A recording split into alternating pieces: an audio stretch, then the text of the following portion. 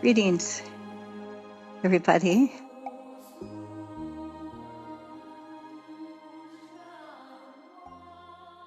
It's nice to see you. Let's take a moment and just look around at each other.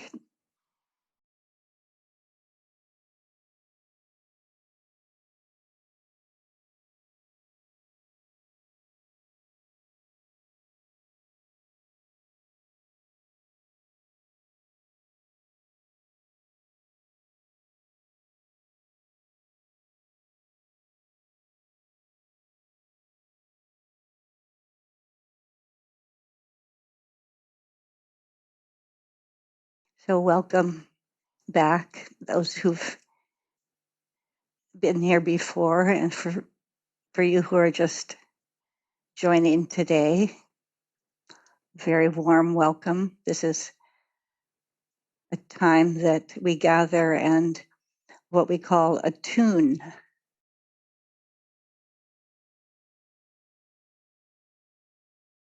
The teachings that we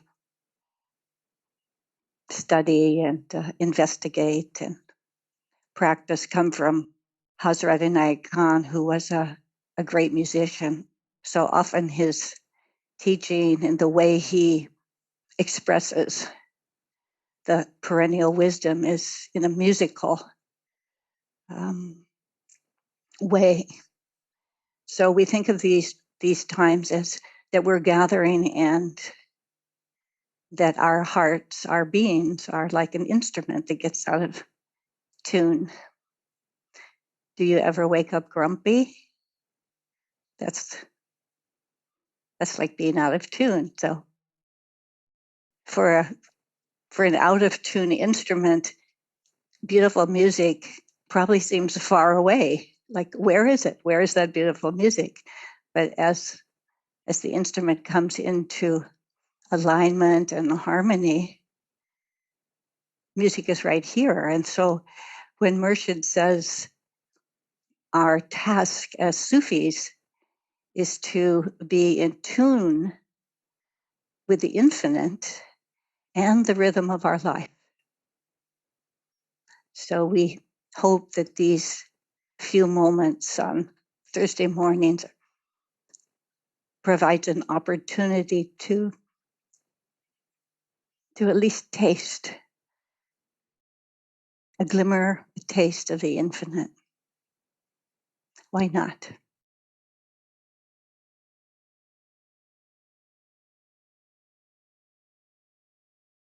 So, of course, we might say, the infinite. Oh dear, where is the infinite? Let's take a moment. Where do we think the infinite is? How would we find the infinite?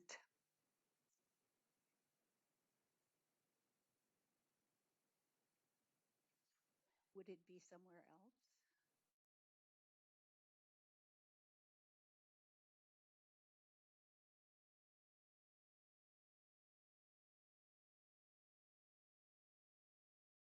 What does the word infinite evoke? Boundless,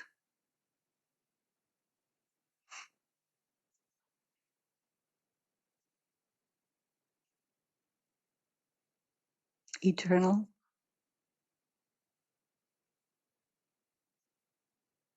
So those who are truth seekers, those who seek and want to know the truth, what is reality,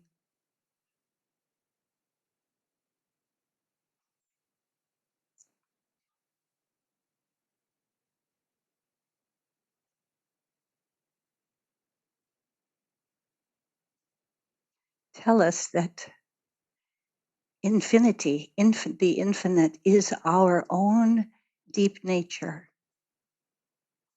not a nature that we are familiar with. We're familiar with our outer self.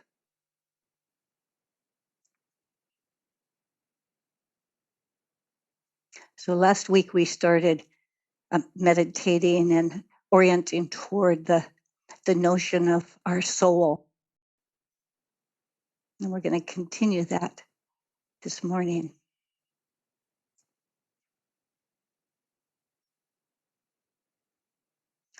So just to start with a kind of a context, the perennial wisdom throughout all of time tells us that there is one consciousness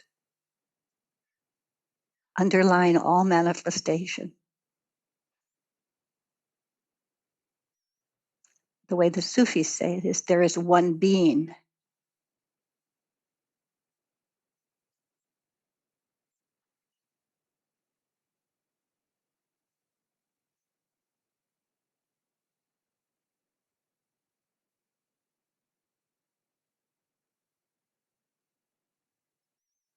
And that each of us, we could say, are inseparable, like a wave to the ocean,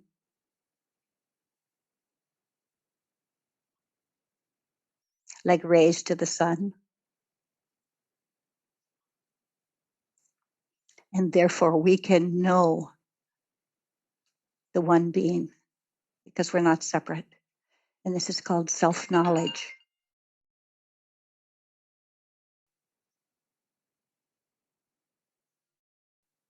Self-knowledge. So before we turn our hearts toward meditation, please take in these words from a Hazrat Inayat Khan speaking about how we can know ourselves,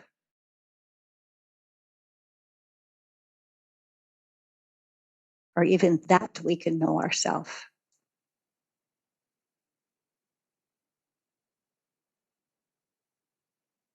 There is one truth, the true knowledge of our being, within and without, which is the essence of all wisdom.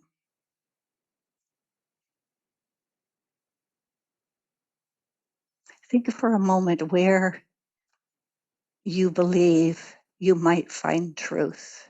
What books? What scientific study?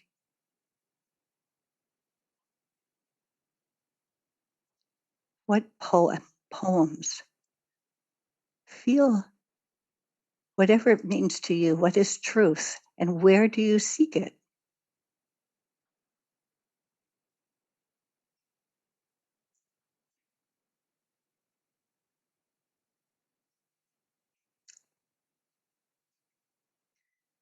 And Hazrat Nat Khan says the source of realizing the truth is within us.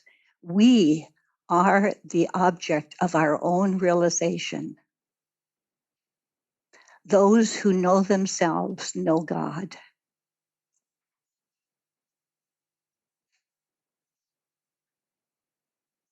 So, what do we mean by ourselves?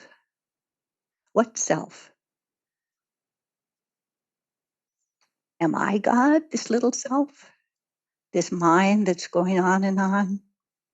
All the things that have happened to me? I'm not impressed if this is God.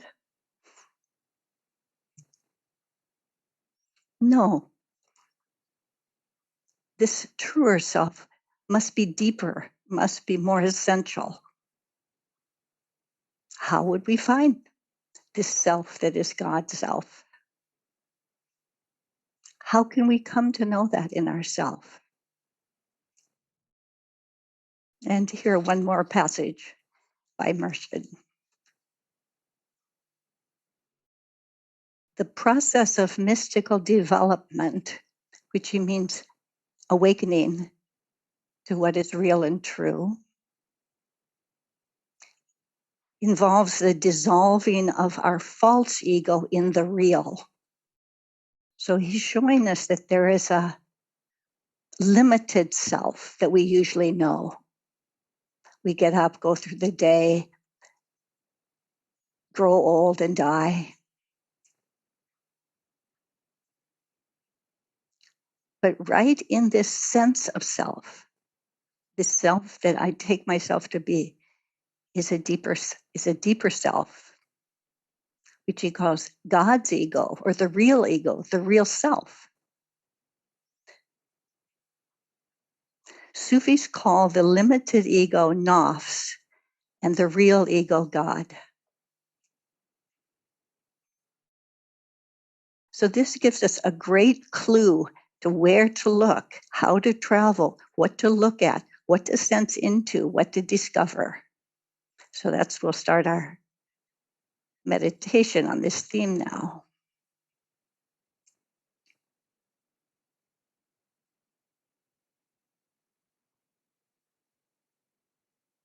So start by just finding what you identify as yourself. When I say I am listening right now to this Taj's voice. I'm sitting in this chair. I am going to go have an appointment afterwards. Just feel the I, this I.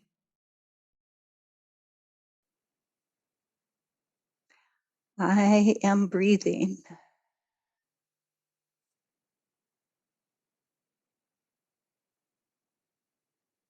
So you can just, let's say, move off stage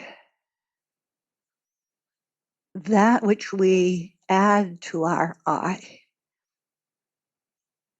I am old, I am young, I am sad, I am happy.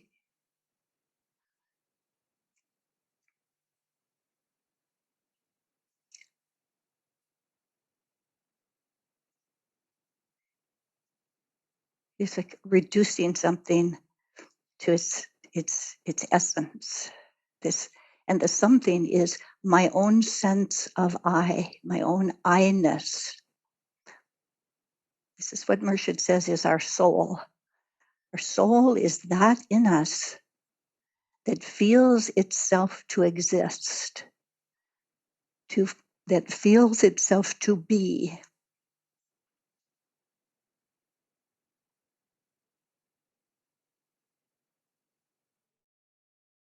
And for some of us, it's difficult to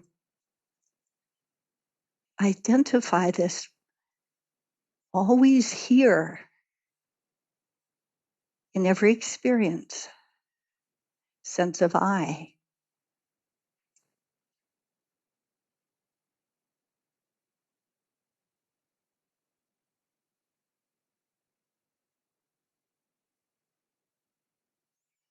So perhaps another way that could help is just notice that you were always yourself.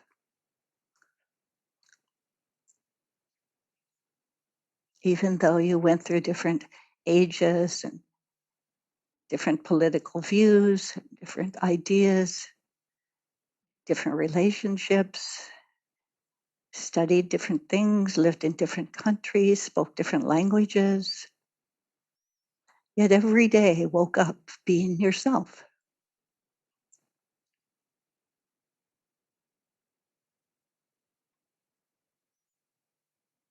So just gently feel into I.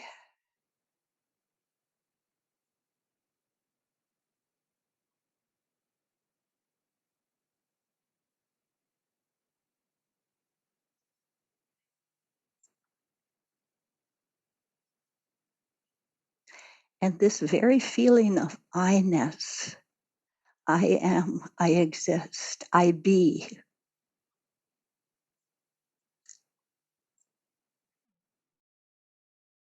is a limited aspect of the only I, the only I am, the only self.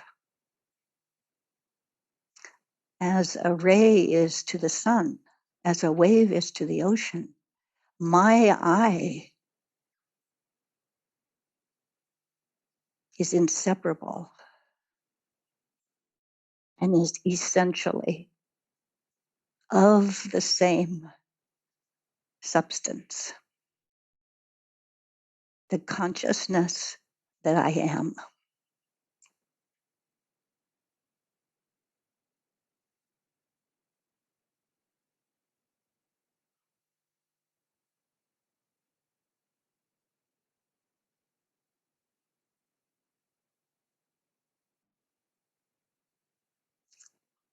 Particularly, see if you can get a sense of this I by looking through your past life.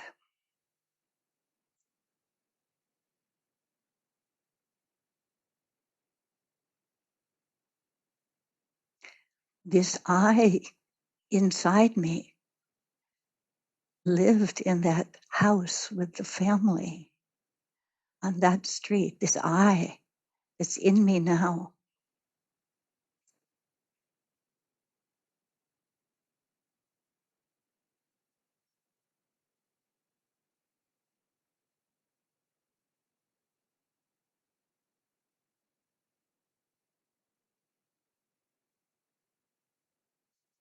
When we can learn to say distinguish between what we add on to our I am, the qualifiers, the adjectives, the pronouns.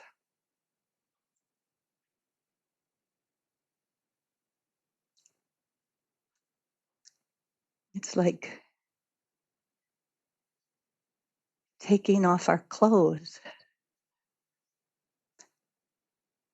Mershid says, these are garbs the soul wears.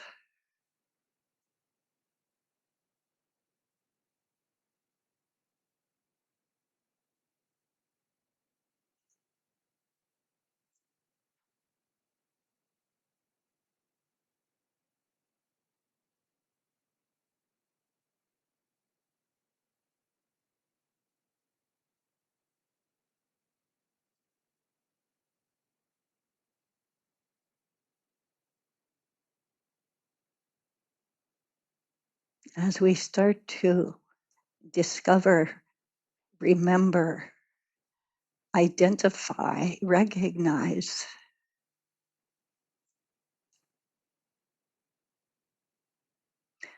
who it is, what it is inside me that says I, and that has always been here.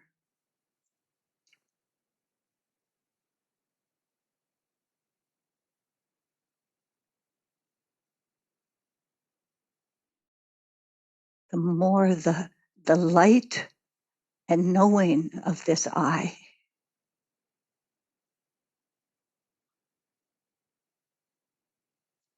is like a dawning inside of our consciousness.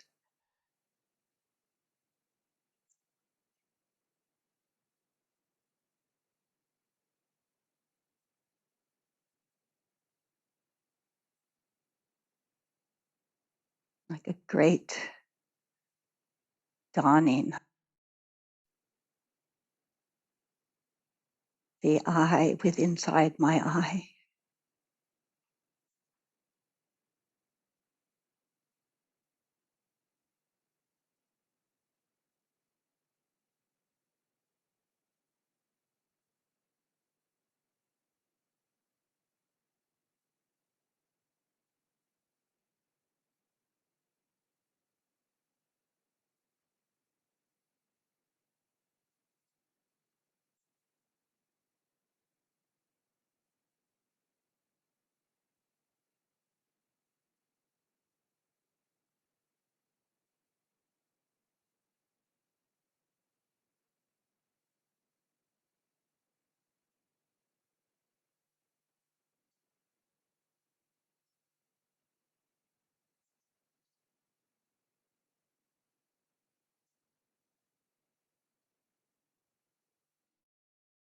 No doubt you've heard the phrase, "We are all one."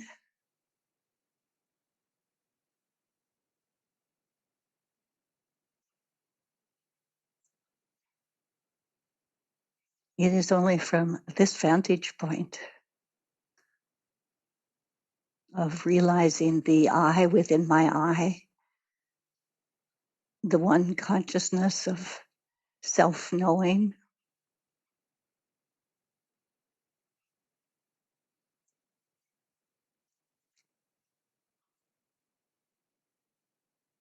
this only I shines through each of us as our individual I.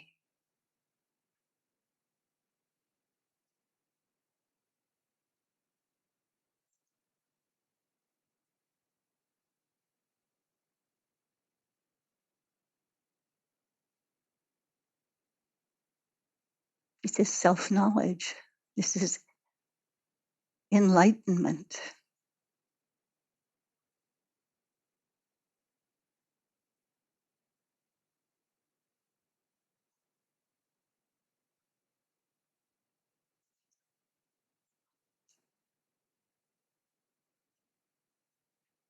And as the Sufis say, the whole reason for creation, and certainly the purpose of our life.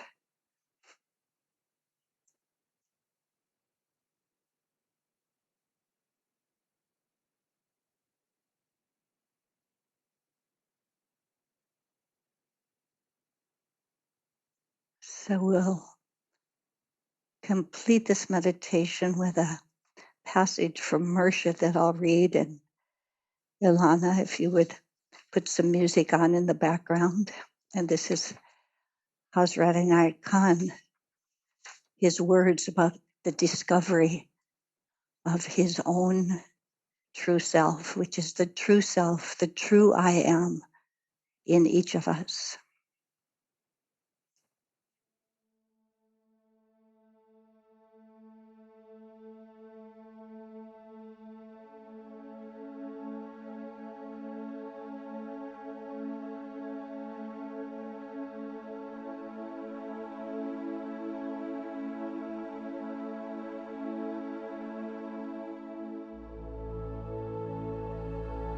I first believe in the existence of the soul,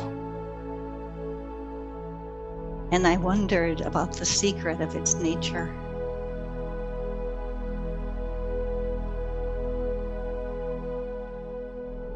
I persevered and strove in search of my soul.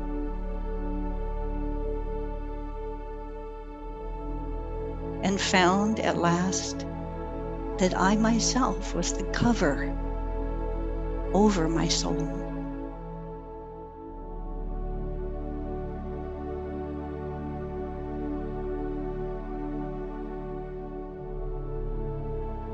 I realized that in me which believed, that in me which wondered,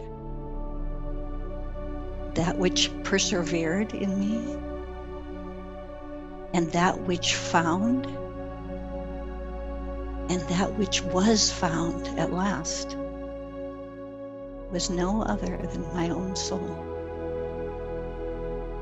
I thanked the darkness that brought me to the light.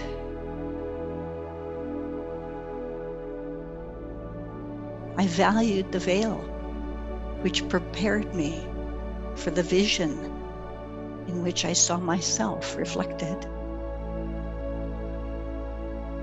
The vision produced in the mirror of my soul.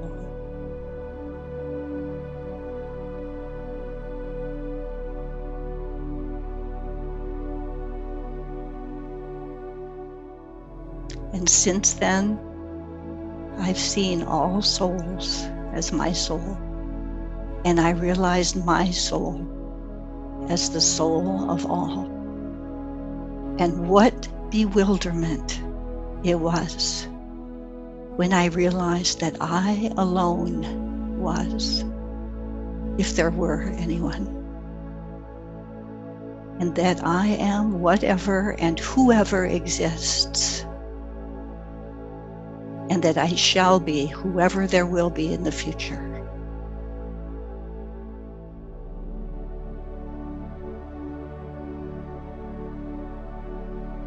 And there was no end to my happiness and joy.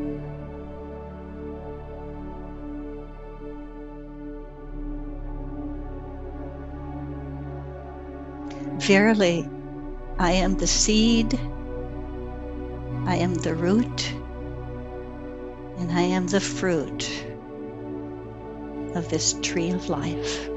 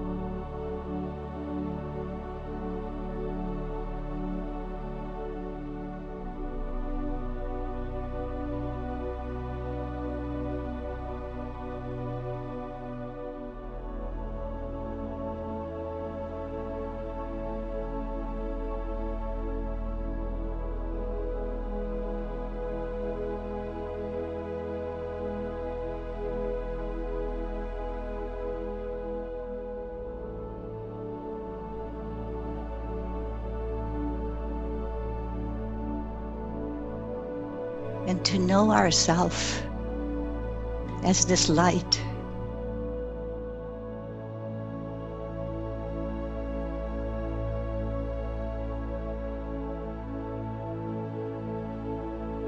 As we walk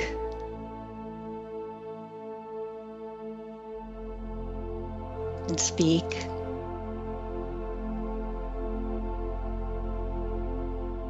and go about our day,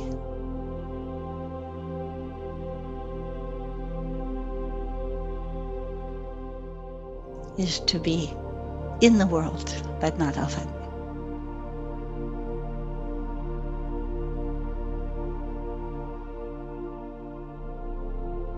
And when death comes, this outer shroud of bodiness goes back to its elements.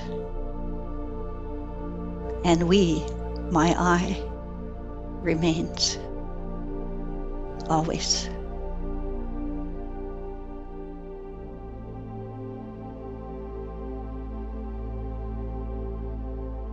For verily I am the seed and the root and the fruit of this tree of life. I am one with the one. Amen.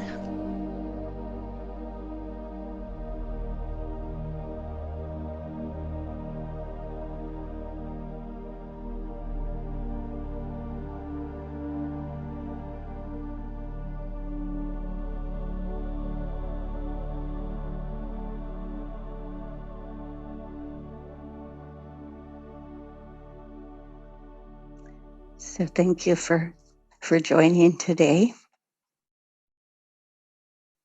And we will meet again next Thursday, inshallah. And meanwhile, we have a program coming up this Sunday. Yeah. Of Sharif Graham, who's on this call somewhere. And I will be speaking, mostly me asking questions from Mr. Graham. So please join us if you want to hear more about Hazrat Inayat Khan, or more about his life, and hopefully be able to participate in a lively time together. So God bless you and be well. What a blessed life. What a lucky find, the ending of the search, the stopping of my mind.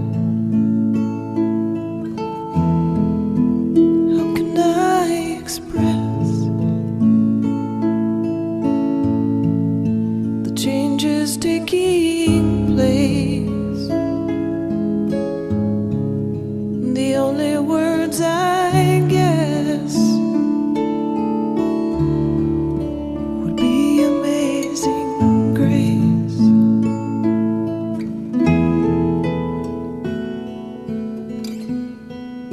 And I cannot say how this blessing came to be.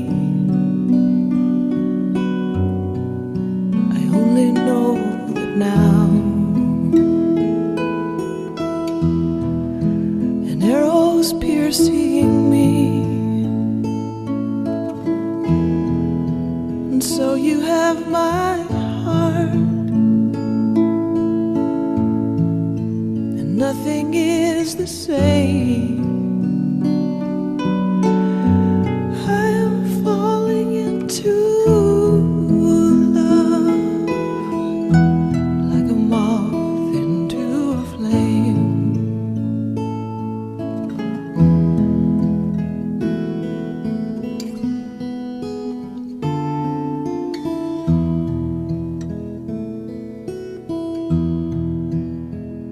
others have appeared in answer to my call, in ignorance and fear. I sabotage them all, but from you I could not turn. I had turned